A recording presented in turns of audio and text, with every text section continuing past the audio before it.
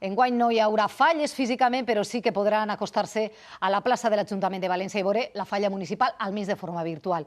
El dissenyador ontinyentí Dulc, junt amb investigadors de la Universitat Politècnica de València, han fet possible que durant uns dies puguem veure com quedarà quan es plante. Potser pensaven que no, però entrant pel carrer de la Sang cap a la plaça de l'Ajuntament podem veure la falla municipal, almenys si portem un dispositiu mòbil a la mà.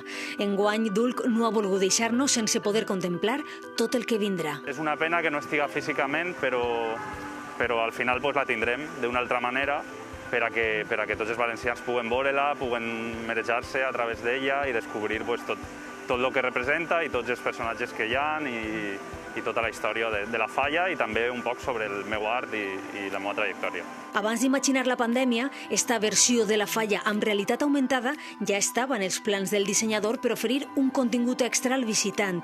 Però amb el buit que trobem a la plaça, la mediació digital de la Politècnica ha pres més significat que mai. Treballar a partir d'un model tridimensional que s'ha fet de la falla per a la seva producció, amb aquest mateix model, nosaltres el que hem fet és simular o colorejar aquest model seguint al peu de la lletra la pintura de Dulc. I el que fa l'aplicació és detectar el terra, la zona on s'ubica el model, i a partir d'ahí pots veure la falla, pegar-li la volta, tot el que significa poder explorar-la d'una manera molt similar a com estaria si estigués així físicament. I tindrà data de caducitat perquè podran pegar-li esta volta virtual només fins a Sant Josep.